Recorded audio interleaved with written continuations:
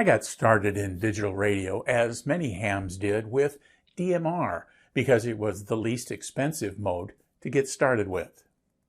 With the growth of C4FM and my local club's decision to put up a Fusion digital repeater, it was a great time to try this other digital mode.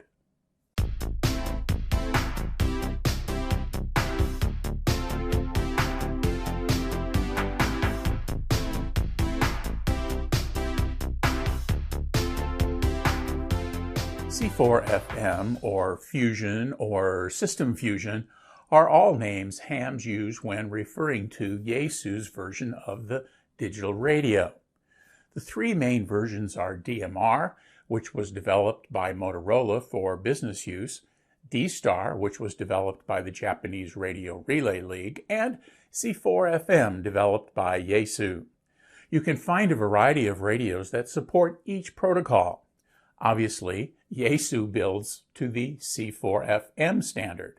Motorola and a bunch of Chinese manufacturers make DMR radios, and Kenwood and ICOM produce D-Star radios.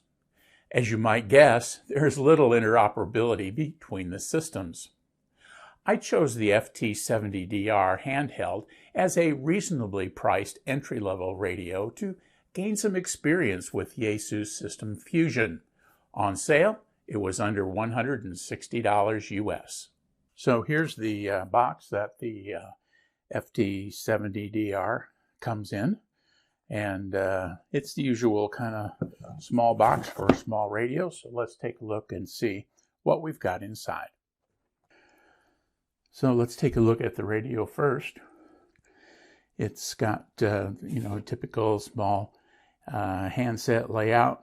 It's got a group mode button here, function, and then most of the controls that you're going to be interacting with are kind of on the corners of the keypad, which also have kind of dual function buttons that you access either via the function key and the button or just the number key itself.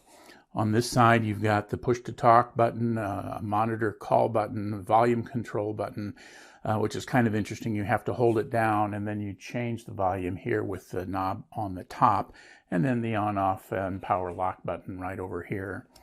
On this side, there are the typical rubber covered things with some access to various ports. It's these rubber gasket things that give it its higher level of dust and waterproof. So if you've got something plugged in here, the radio is of course not going to be waterproof if you've got that removed. But in this case, we can pull it off and see that we've got a microphone input there. And then here at the bottom, we've got a USB mini plug. That's the slightly larger small plug down over there. And then the external charger connector down there. So that's pretty much what we see there. At the top, we've got the knob that you're going to be scrolling through various things, changing channels, changing volume, that kind of thing. And then the antenna. And then again, with these Japanese radios, such as with Yaesu, you've got the socket end on the radio. So you want to make sure if you're picking a third-party antenna for this dual band radio that you've got the plug side in the antenna, because the socket side is here. Then, of course, in the back, I've already mounted the battery, and it's a pretty good size battery. You lock it into place with this little tab and then push to release here. So that's the radio. Let's look at the other accessories that it comes with now. Of course, we've got some paperwork. This describes the care and feeding of the battery. It's a lithium polymer battery, so it'd be worth taking a quick look at for some of the safety considerations for a LiPo battery. It's got the warranty card. And so here's the manual that comes with the radio. It's pretty comprehensive. It's got, typical explanations, diagrams. I've read through this. It seems to be in pretty good English. And it describes each of the menu functions, each of the display items, and so forth. This is called the operating manual. This is the charger and the wall wart. I've got it labeled. I used a label maker because I'm starting to get quite a collection of these things. This is a data cable. This has got the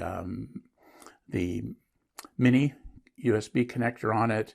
Again, I've labeled it, and a USB on the other side. And this is for updating firmware through the data port that I just showed you. This is the belt clip. If you use belt clips, the screws and spring-mounted aspect of the belt clip are here. I tend not to use belt clips, so I'm glad that it comes separate. You can use it or not, as you choose.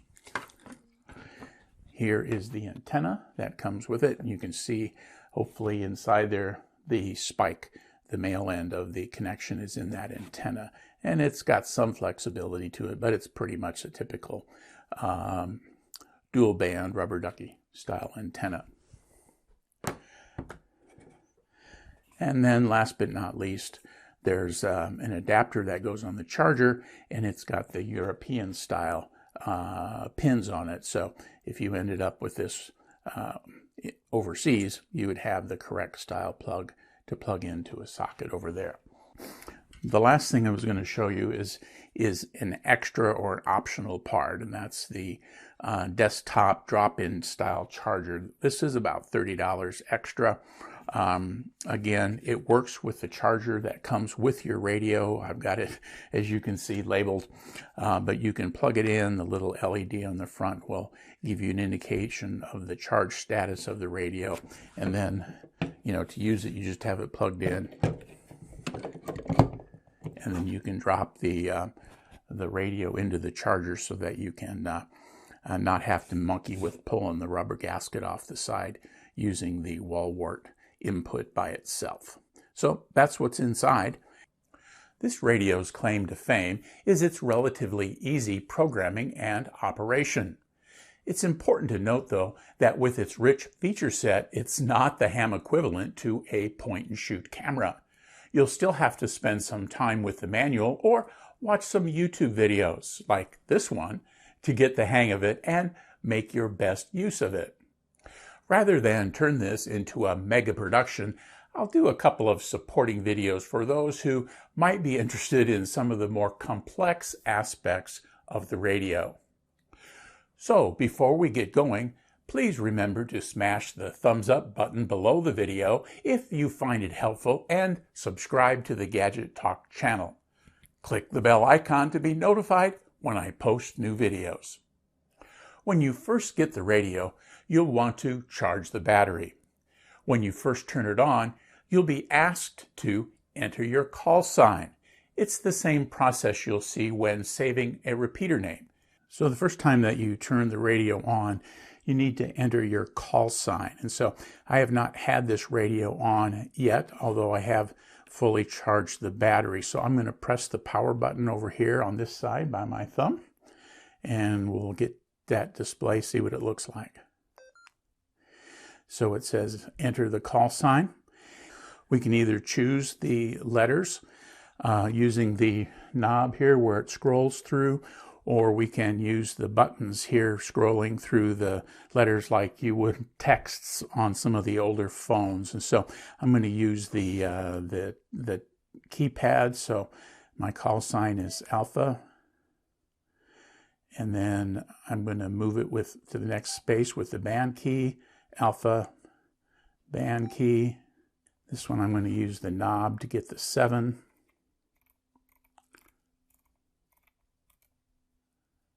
There's 7, band key, and then Juliet and Mike. As it happened, my call letters are just the first digit in each of these, but to scroll through them, you just press the key again. And then now I'm going to just leave it at that. There are a couple more spaces available if you wanted to put initials or, you know, a short first name, that kind of thing. But for me, I'm just going to leave it at that. So I'm going to press the function key and exit this task. Unlike DMR and D-Star, you don't need to register to access the digital network. The radio will access Wires X nodes and rooms using the Wires function. Otherwise, in its digital mode, it connects to YSF digital repeaters. Using the AMS mode, the radio senses the mode being received by the receiver and will adjust automatically to match. You can also set the mode to what you want via the menu items. I've got a quick video demo of the Wires X function coming up. Repeaters are also easy to program from the front panel of the radio. I've got a demo on that coming up too. This is really handy if you're traveling. There's no need to access a bunch of menus and submenus to use a new repeater. You'll need to know the frequency, the offset, the squelch method, and the code. Function buttons on the panel allow for easy data entry. Storing the new repeater into a memory channel is equally easy. This radio's receiver has a wide frequency range. It includes not only the matching 2-meter and 70-centimeter ham bands used by the transmitter, but also the VHF air traffic band, the weather channels, and even some UHF coverage above 470 megahertz. There's an advanced manual available for download on the Yaesu website. You'll want to review it. It has additional guidance on cloning radios and using some of the radio's digital ID functions when establishing groups of Fusion users communicating with each other outside of repeater operations. As with other dual-band, dual-mode radios, you can program a bunch of channels and assign them to what Yaesu calls bands or groups. Channels can be part of more than one band. The radio also has several scanning options, again, accessible from the key functions on the keypad. Let's take a quick look at how easy it is to program a repeater. So I'm in the VFO mode right now, and so let's pick a repeater to program. We'll use 145/430. So we'll just type in the frequency, 145/430. Okay, and so we can see a couple of things that have come up. We've got tone, we've got a minus, and we're in FM. But if we wanted to check these things, or if some of those things didn't appear right to us, one of the first things we would want to do is press function and then 0 for the repeater. And that's the repeater menu. And so we would go in it, and that's where we would change it from a simplex frequency to a repeater plus or repeater minus. Now this is repeater minus, and so that's where we're going to leave it. The next thing that we're going to do is we're going to press F and the squelch type, that's the number 5, and we want it to be tone. Our choices are tone off, pager, DCS, tone squelch, and tone. So we want tone. And so we're going to leave it there with tone. We'll go back and hit function. We go back. Next we'll go function and code. And this gives us the CTCSS frequency. Now in this case, we'll say that this repeater uses 100. And so we'll just use the dial on the top to dial to the 100 hertz, and then again press function to get out of that. Now our display should show the frequency, the offset direction, tone squelch, and FN for the mode. And we'll look and we see a minus, a T for tone, the frequency, and FM for the mode. Okay, so with the automatic repeater shift function enabled in the radio, what that's going to allow is for the repeater shift direction to be automatically set in the radio depending upon the frequency range that the repeater frequency is. And so I'm going to type in a couple of known repeater frequencies and notice the little icon up here, the minus, and see if and how that changes as we get to a couple of different repeaters in different ranges. So the first one I'm going to type in is 147.040. So we're in the VFO mode, so we're going to go 147.040. And you can see that when I hit that 0, the shift changed to plus because it's in those higher frequencies, the offset is plus. Now let's go down to a lower frequency one. We're going to go to 145.330 and notice the difference there.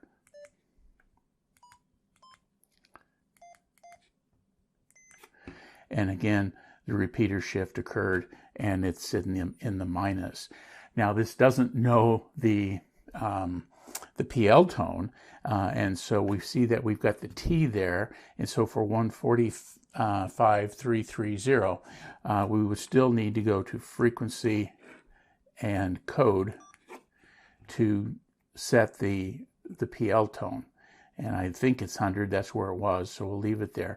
But you're still going to need that piece of information. And so with that completed, press frequency and we'll back out. And so now we've got the repeater on 145.330 set with a negative offset and the 100 PL code. So that's all there is to that. So that's kind of a handy feature to have enabled. If you turn the ARS off, then you'll have to go in and make sure that you're in tone by using the 5 key and go in and change the offset using the repeater key down here that I've already showed you. So with the repeater program, you can see there's actually people using the repeater right now. We can also then assign this repeater a frequency in our memories. And so we're going to do that by pressing the VM button. So that was a long press on the VM button, and you can see that there's an F flashing in the display right there. And memory number 31, which is the first open memory, is also flashing. If you wanted to change that and put it in a different memory, you could use the dial and rotate through the memories, and the instructions describe overwriting, but we want this one to be in its own memory, the first one available. So with that F flashing, we're going to press VM again, and we're going to go into the entry screen, and again you can use the dial up here to scroll through the symbols and letters, or you can enter directly. And so I'm going to enter directly and use the dial when I get to the number. So we're going to call this N7SKT. So we're going to enter N. With the N, then we'll hit band to move it. N7, band to move it. And then back to the keyboard. S, band, K, band, and T. Now, with the letters all selected, we'll press the long press on this again, and now it's channel 31. We can verify that by changing into channel mode and see that on channel 31 we're N7SKT. And so that's how to store a repeater into memory. Again, all from the front panel, very easy to do. Now, let's take a quick look at accessing WiresX. To access WiresX node in digital mode, you'll need to know its WiresX node number. Look for it in online lists. My hotspot connects to a YSF room which bridges to WiresX. The two are not the same. In my case, the YSF room is America Ragchew. When I'm connected to my room via my hotspot, I can use the WiresX function here on the radio to enter different WiresX nodes. For simplicity's sake, I leave the digital ID set to auto. That's the same as the digital ID to 00.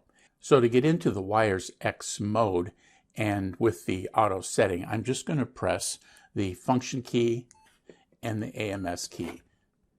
And you can see it blinks with the words wire, and it connected. So now I'm connected. Now here when I use the knob, I have a couple of different screens in place. So in this case, CN, you see it going through, and it's America Link. That was the last WiresX node I was connected to. There's my call sign. The EN screen is where you can enter the WiresX node number directly. I don't have any WiresX mode stored in C3, 4, and 5, but I do have one stored on C2, and that's America Link. So if I'd like to connect to WiresX and then into America Link, I can press the AMS button. You see the lights appear flashed, and it connects to America Link. So that's where I am now. The CN screen, the last connected, shows America Link.